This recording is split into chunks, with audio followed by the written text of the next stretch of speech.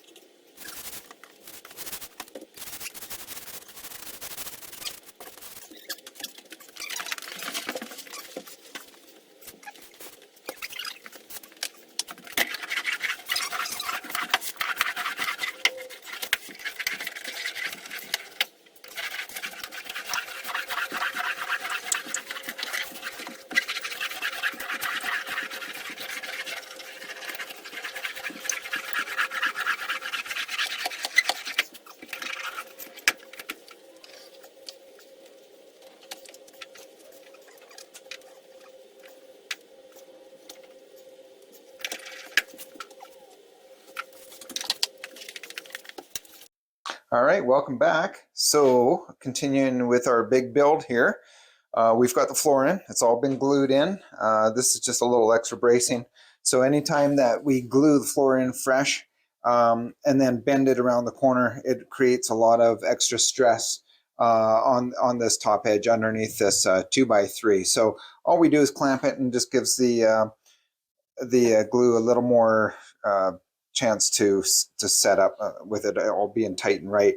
So what I like to do is I like to wrap the flooring around, and then what we're going to be doing is doing a wraparound skirt basically, and we do that and usually in vinyl.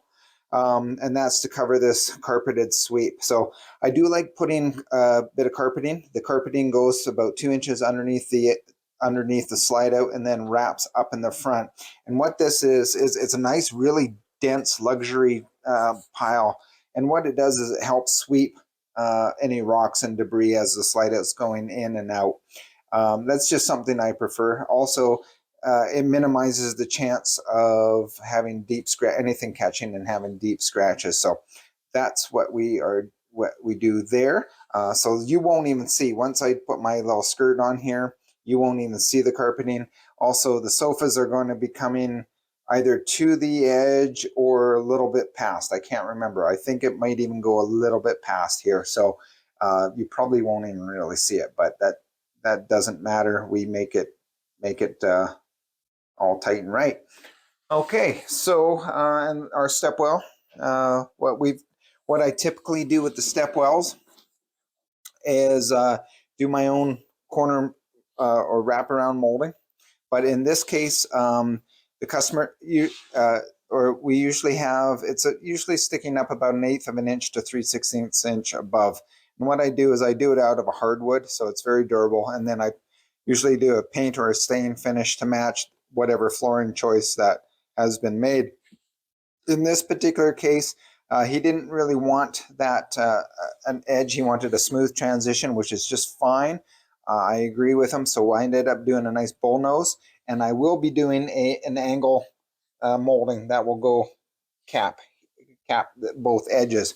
Now I'm not worried about that because the entertainment center is going to be right here anyway, coming basically right up to here, and then the kitchen cabinets will be coming up to here. So even though this will be sticking a little proud, no one's even going to touch that with their feet ever. So it's a nice compromise. I do like this rounded off look. So we're happy with that.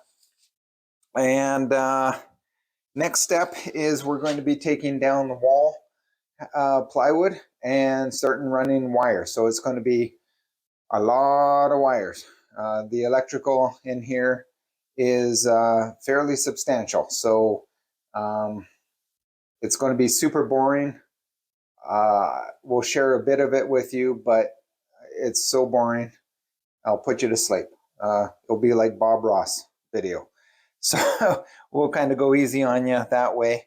And we'll show you more of the fun stuff. All right. So that's just a little update, and we'll continue on and onward and upward. All right. Some questions came up about flooring, so we'll just cover those. So we actually use a cushion back vinyl flooring. It's more of a commercial grade. We love it. When going back a few years, some of these bigger RV manufacturers were starting to use this kind of flooring. What they were having issues with is bubbling.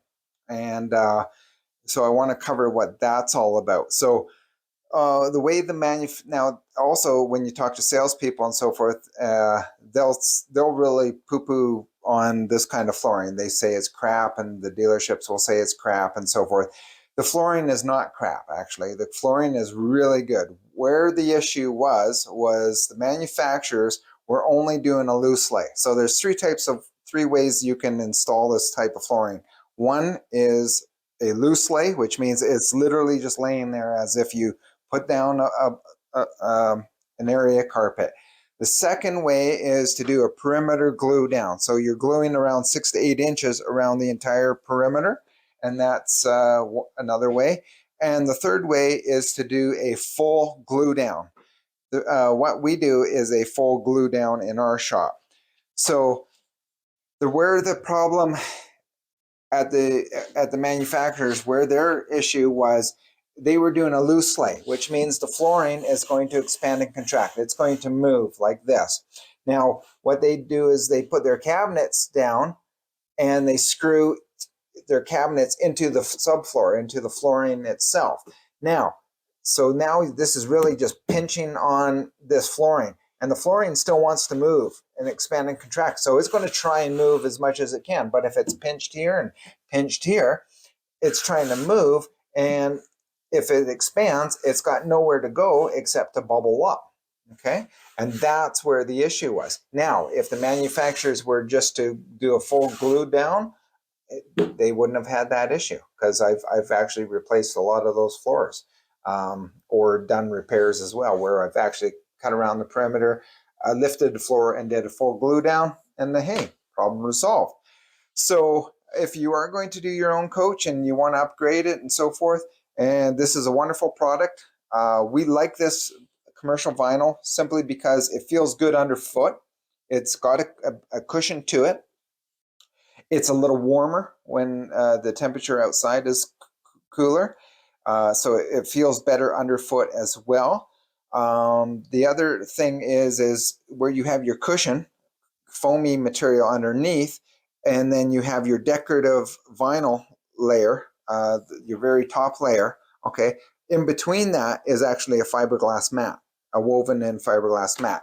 Extremely durable. The only way to really wreck this flooring is to take a knife to it. It's just fabulous. It's an easy sell for me.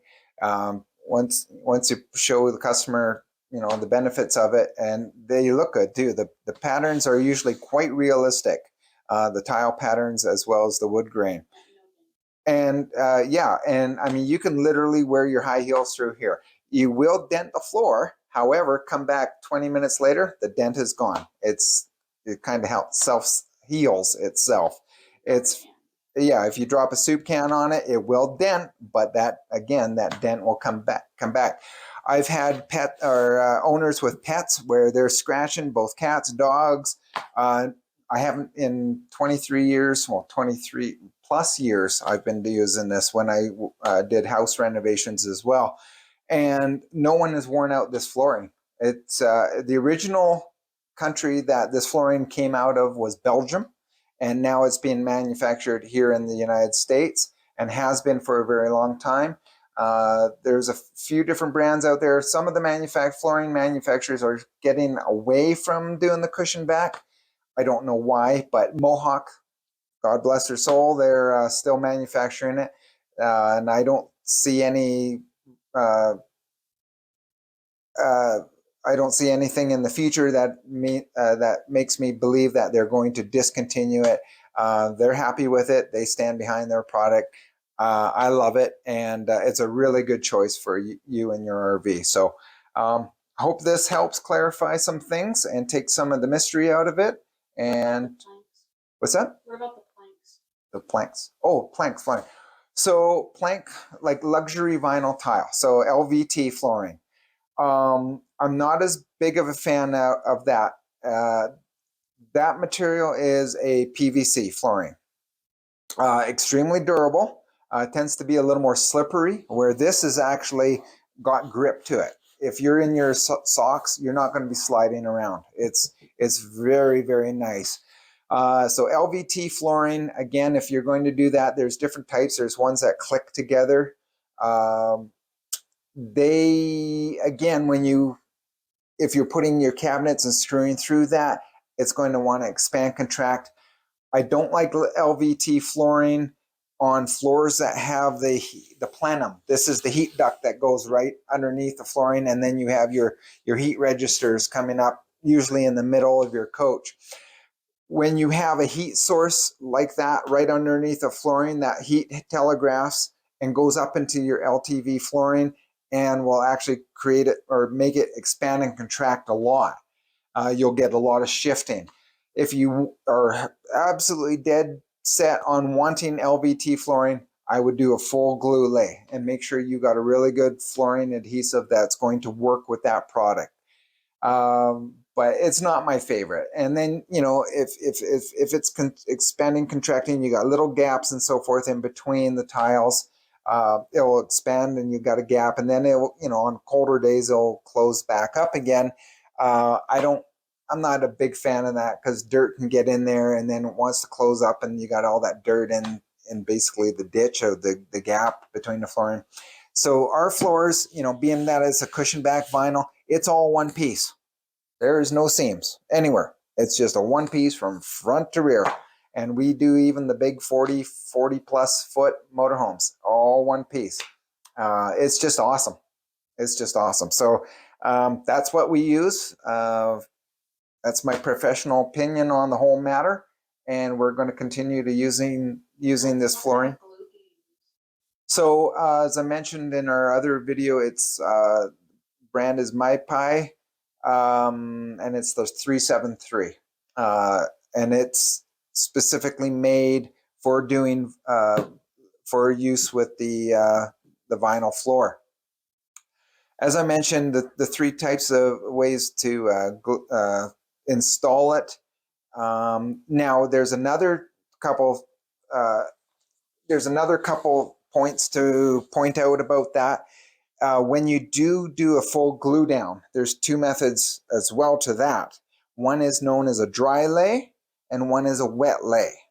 So what a dry lay is you roll out, you use a 1/4 inch snap paint roller, and we use a inexpensive brush to get around all the edges and so forth, and any nooks and crannies. And you put the glue down, and then you wait till it dries, essentially dries. It will dry clear. It's a milky white when it's fresh, and then it will dry to a clear. Then you can lay your floor down. Now, when you lay it down and then roll it out, that floor pushes into that adhesive and really sticks. But technically you can pull it up. It will release off of it, but trying to release it and then sticking it back down, it's not the greatest. It's more of a temporary kind of temporary application. So technically down the road you could peel the flooring up. We do a wet lay. Now a wet lay is more of a permanent bond. We could pull the flooring up, but it's going to be a lot more of a struggle. So it's down for good when we do a wet lay. We also do a wet lay because we're dealing with our one-piece floors that are shaped around, hallways that are all shaped around beds, around, into the bathrooms and so forth, nooks and crannies. So a wet lay allows us to put the glue on as, when it's fresh and gooey still. We'll lay our flooring in, and then we can actually just using our feet just sort of slide it and kick it into place, and it has a bit of shift to it still. Versus a dry lay, you put it down and you can't shift the floor. So we like that flexibility, and we like a little more of a permanent bond.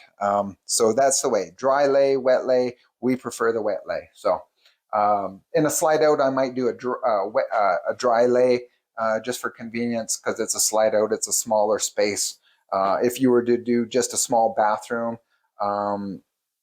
just replacing the flooring in a little bathroom, which is a popular upgrade, we could do either a wet lay or a dry lay. So that's where we use, either one or the other, and hope that helps. So anyway, again, onward and upward.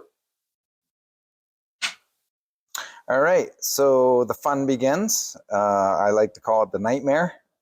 So we are wiring. So there are no wiring diagrams to this coach. The original box was wired up by the box builder.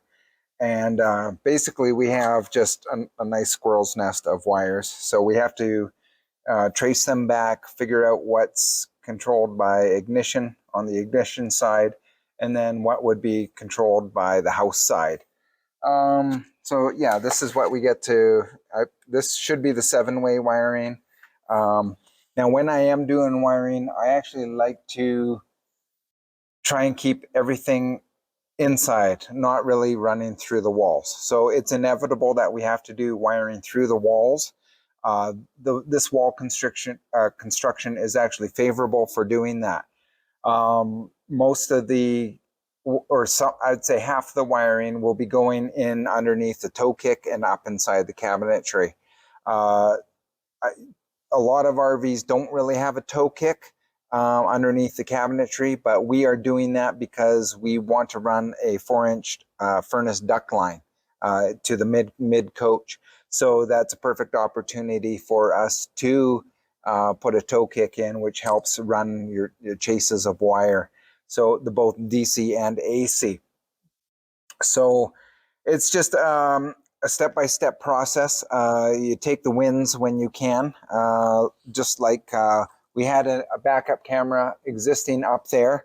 We've got, and the camera wasn't that great, so we've got the new camera, and it's a 5-pin system. a lot of the cameras now are 4-pin systems, so we were able to find the 5-pin for rear view cameras. We particularly like this company. We've been dealing with them for a very long time. It's Rear View Safety. They're out in New York. The sales and service is just phenomenal. I couldn't ask for anything better from them. There was one time that I did an install, and the camera image was upside down, and I was just jammed. I had to get a real time crunch and so forth. It was 6 o'clock Pacific time. They are in New York, so they're 4 hours ahead, and or 3 hours ahead. Anyway, I called them, and someone answered the phone, and they actually helped me. And I had 2 wires that were reversed. I mean, just right there. I mean, the service from them is just phenomenal. So I speak very highly of them. Really good company. So when you have companies like that that help you out with components and so forth, it really helps to try and make the whole wiring go a lot smoother. Sometimes when you get components and so forth, the instructions are a little vague. Information on YouTube is not the strongest.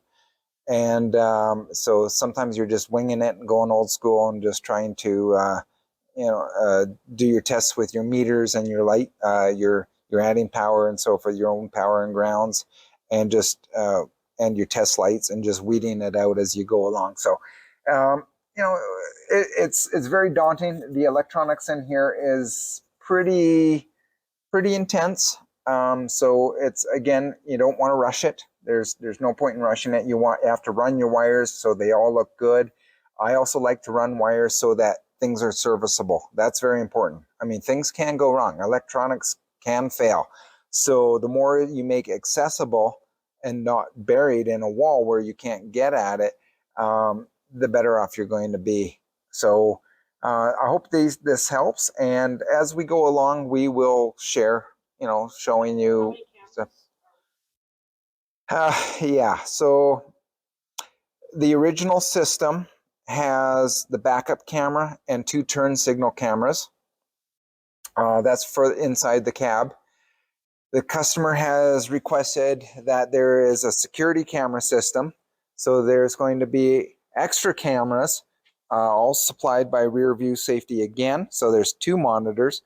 And then you'll have a camera on the front, one on the rear, and one on each side. So they'll be able to, from the inside of their coach, they'll be able to monitor basically 360 all the way around their coach. This is what they've requested.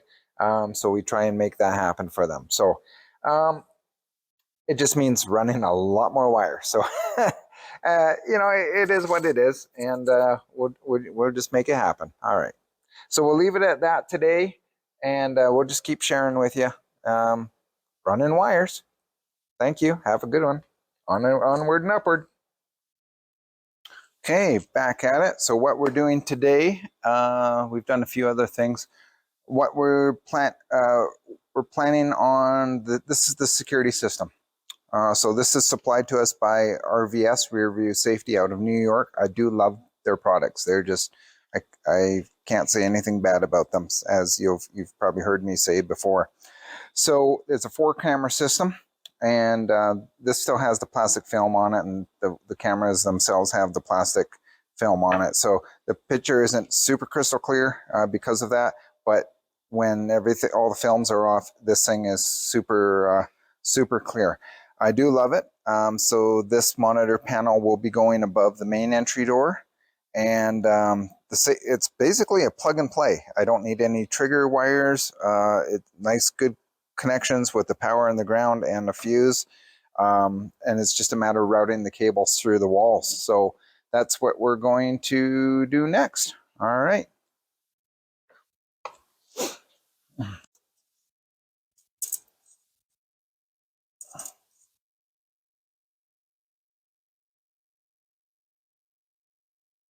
Perfect. Okay, good. All right, so we're going to plow a hole. So our other backup camera is going to be here, aiming down. So we want ours to be about right there. Oh, yeah.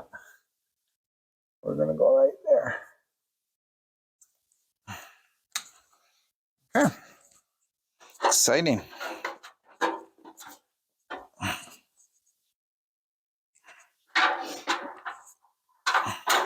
More exciting if I fall off the ladder, eh? Here we go.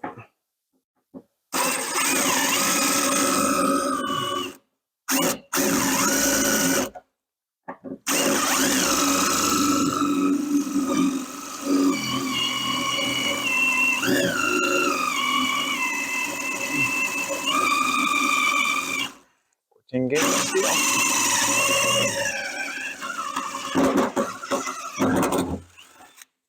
Good. We didn't hit any structure inside, so that's good.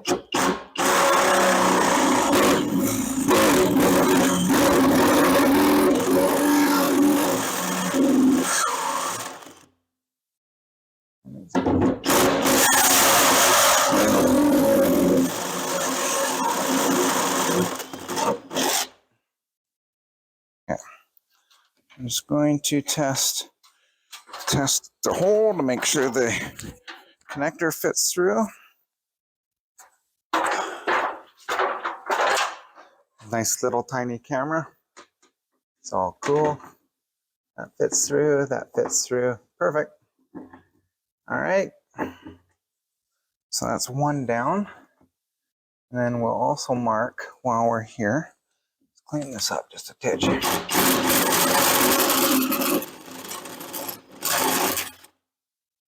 Good. Okay, and then that's what I'm going to do. I'm going to, oh no.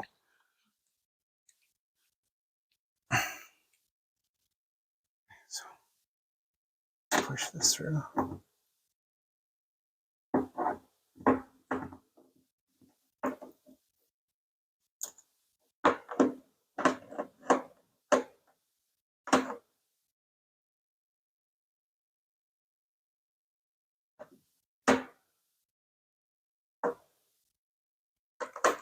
You know what? I'm just going to.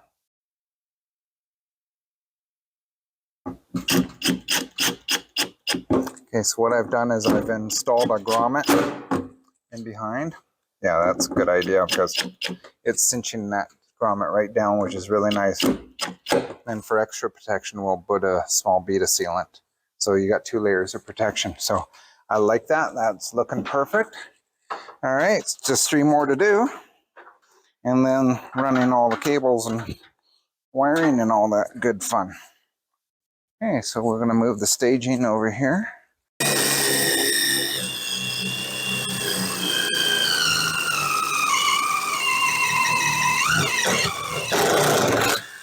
Okay, how's that?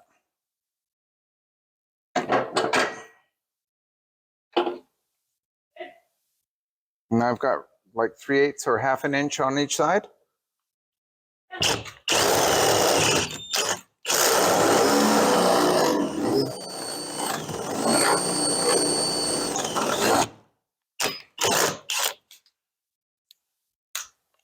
Doesn't like it on level 2.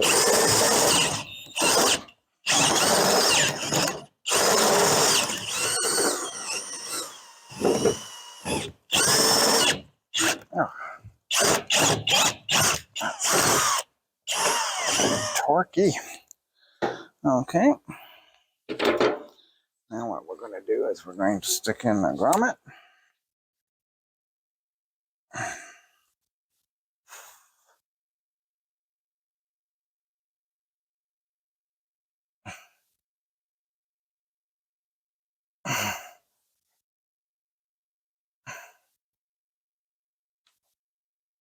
Okay. Let's take a look at that.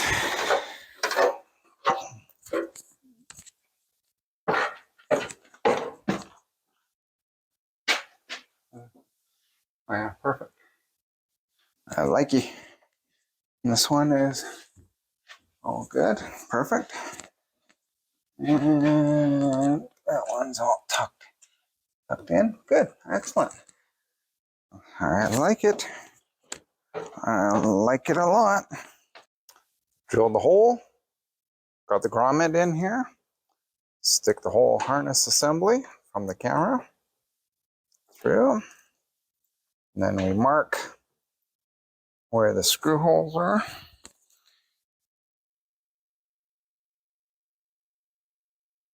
Sure she's perfectly level with the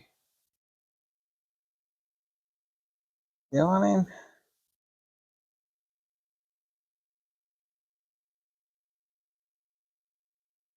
Pen's not really long enough to get in here now. There we go. There we go. Okay. And we'll put a tiny bit centered off here. We're going to move these over a bit here, center. I like them a little centered more. There we go. I know, buds.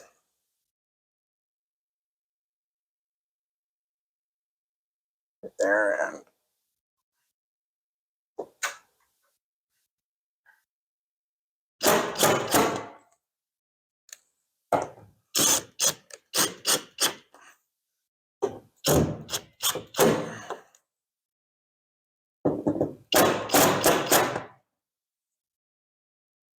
see how nice and tight that is to the coach. I like it.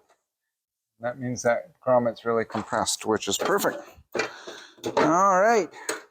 Let's go to the other side.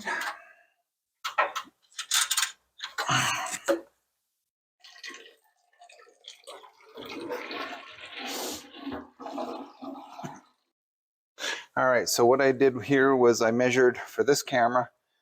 We've opted to put them in between these lights for aesthetic purposes. If we went to the center of the coach, which would be over here, basically your camera is just going to see most of the slide out. So it's you know, I'd rather it have this full view here. We measured centered, and then we checked on the inside. We happen to have a steel stud here. We could run it through the steel stud and run a whole bunch of holes through it, but I'm not really keen on that. So we're just going to move it over 1 inch. I mean, that's all we need to rectify it. So, you know, splitting hairs here, 1 inch is, in the big grand scheme of things, isn't really going to make much of a difference. So this is our new screw hole. Work smarter, not harder, is what they say.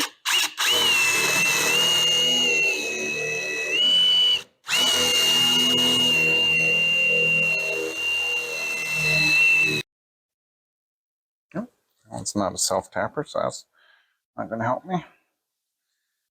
Watch me grab that one screw over many times. Good Lord.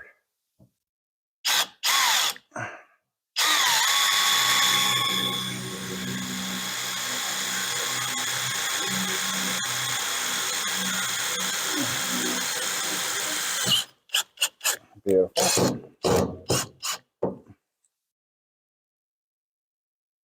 Oh, self-tapper.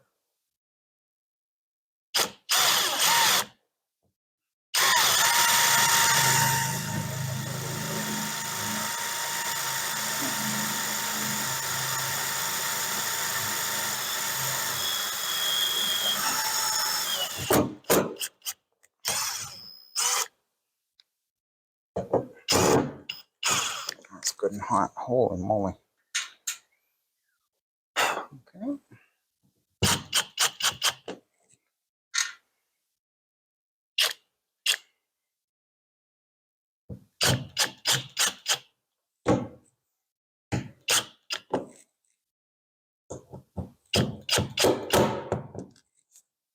Okay. Love it. Okay, let's go figure out the front. Going that way. This isn't that bad because I gotta drill a hole. Through there. So if I route there to there, there. So I'm just mapping out where I'm going to run the cable. So that's very important before you go and start drilling holes. So you want to try and do it so it's, you know, the least amount of work. and that it will function and is going to be the best for the situation. And if it ends up being more work, then that's just the way it is. It just becomes more work. Uh, so yeah, this tire actually used to be on the back wall. Again, we cut off the back wall and added 2 feet out. So we ended up building this crane. It's an electric crane, and it lifts the tire up a few feet and then swings it out over the driver's door and then puts it down on the ground. I have tested it. What's that? Yeah, and it's a lot of tire, and when it gets hanging up there, it's a lot. The crane is good for around 800 to 1,000 pounds. The tire is probably between 300 and 400 pounds. So it does it. I've tested it out and it works great. So hopefully they'll never have to use it. But if circumstances are that they get a blowout and so forth, at least they do have the capability of doing a tire change. Okay. Metals then. That's why. Okay. That'll work there. Okay. And then camera.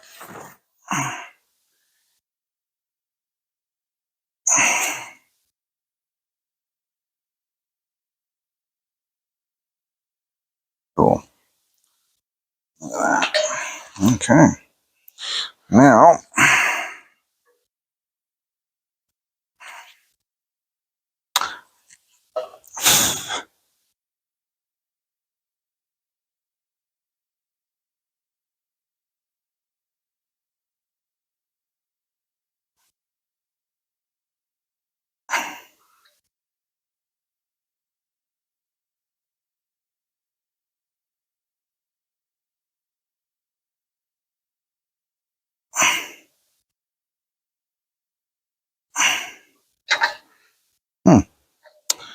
that's interesting. And we got a number 8 and a number 10. Isn't that special? Classic. Just a classic. All right.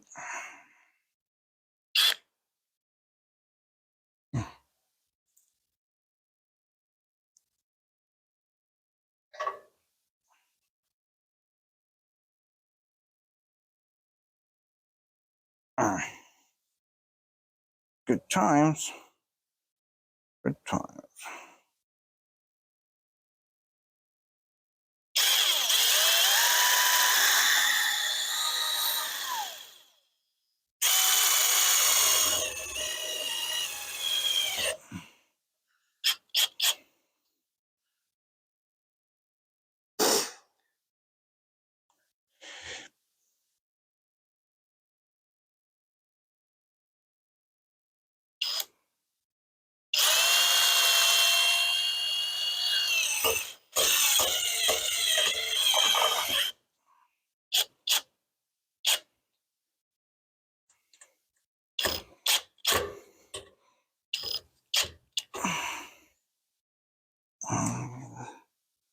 You'll flush.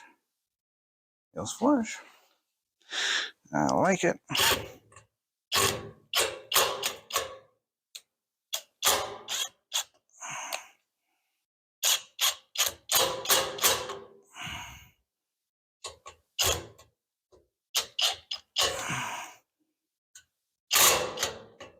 Okay. That's good and squishy. Okay. Now, we're going to run that cable up into the coach. So we have to now drill a hole over there. Now, we also have these wires, but I'm not going to tie, these are the leads. There's the switch. I'm not going to tie these leads into the coach. Where the hell is the wire? Here we go. I'm actually going to tie these into the starting battery. That way they don't have to enter into the coach to turn the power on and so forth to do the, if they're broken down on the side of the road, everything can be powered off of their coach or their starting battery. So there you go. Just makes things a tiny bit more convenient. And they've got wires that go behind the cab anyway. So it's it just makes things a little more friendly for me. Okay, so now there's those wires. Oh, okay, and then where was it? Okay, actually I thought the wires were on this side. Well, that's not a big deal because I can come up and over there anyway, so that's all right. Okay, game plan. Here's the game plan. All right, so we want to tuck these wires up under it. Or actually, I could do lower there. Then I can just zing it in there. Okay, cool. All right. Makes it a little more difficult, but that's RV for you.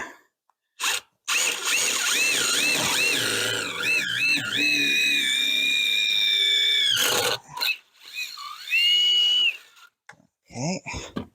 And now 7/8.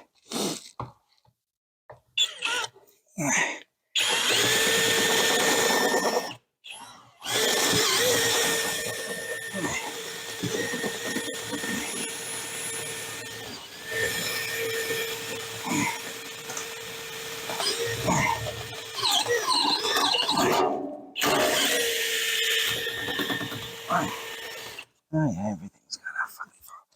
In my pocket. Come on. Okay. So that smoke you saw, if you saw that, that was just the there's kills mat all on the inside of the wall for sound deadening, and it's an asphalt based. What the heck is this here? It's a bunch of sealant. Why is there sealant there? Why the hell is there sealant? Well, that's just fun. Let's go back into this. Why is there a bunch of... Is that insulation? Or... Yeah, that's insulation. Okay. Oh, geez, I'm right up against that. A stud or a plate. Oh, isn't that special? Isn't that special? Of course I gotta be up against the fucking plate. Why the hell not? Well, let's see what this does.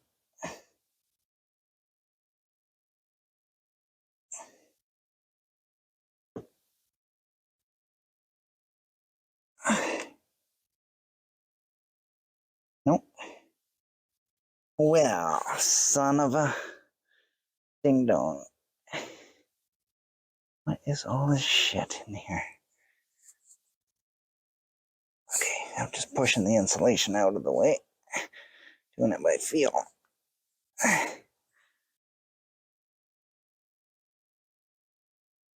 have to put some sealant on that anyway. Okay, well, I'm gonna have to trim. Is there a knife up here? Fuck, of course not. No, that's not gonna work. Ah, shit. Yeah. That's not gonna work because of that. I got a big weld here. So I either grind that off, which does not sound like fun.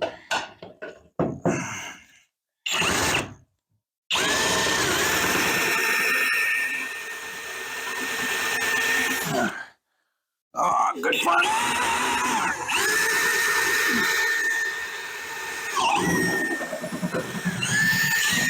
Okay.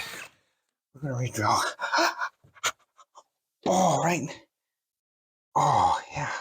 Super hot and super sharp. At the. Oh, yeah, burnt myself and cut myself all in one. Cauterized it right there. God, that hurt. That did not feel good. Son of a... Oh, now I got drywall dust in there to boot.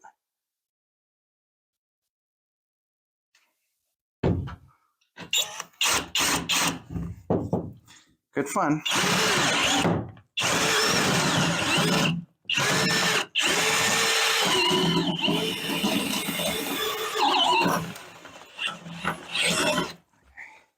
It's gonna want to check this way.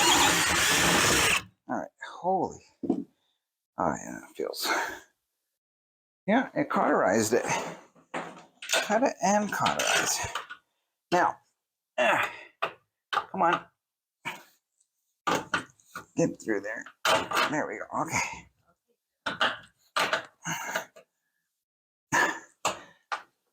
Ah, for the love of God. Goes in, but come on, out.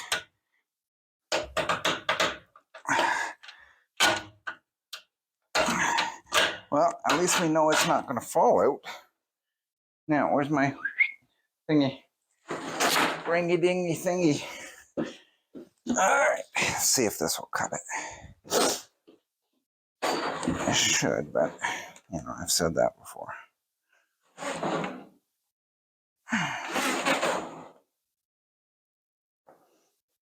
Beautiful. Beautiful. So we're just going to make a gazillion of these. So this is a rigid or flexible plastic conduit. I used to get it in Canada, and I didn't think that the US had, and lo and behold, I was able to find it. So that just made my day. You can loom the wires using split loom. I prefer something like this. It's very stiff. It's very rigid. Even though it's flexible, it's rigid as well, and it really helps protect the wires. And you can get your Romex, your 12-2 Romex through here on all your 12-volt wires. So one of the rules when wiring your coach is not to mix your 12-volt and your AC wires. So if one burns up, you don't want to burn into the other. So you keep those separate. So you can have them side by side all you want, but just don't mix your wires in the same wrap. So you want to try and separate them. So I hope that helps you out too. It's a good practice.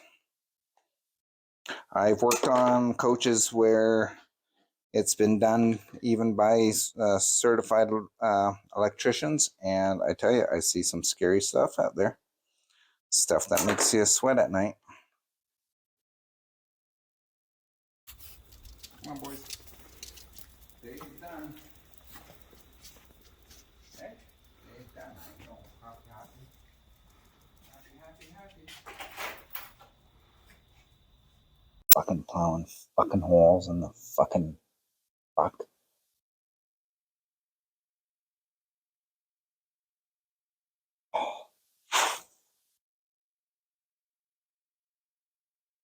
God damn it.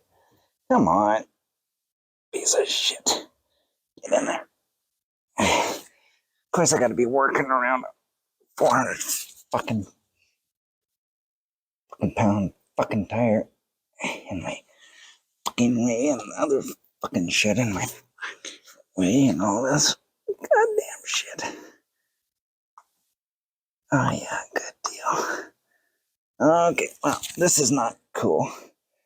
I don't know if I can get that cable through there or not. It's gonna be awfully because it doesn't want to sit in. Okay, once that panel, the inside panel is off, then I'll be able to fix that thingy, whatever the hell it is on the other. Jesus, gotta get my foot caught up on that. Awesome. Okay, so that camera is kind of installed, so we'll route the cable after. So we work inside, outside. So it's It's a process.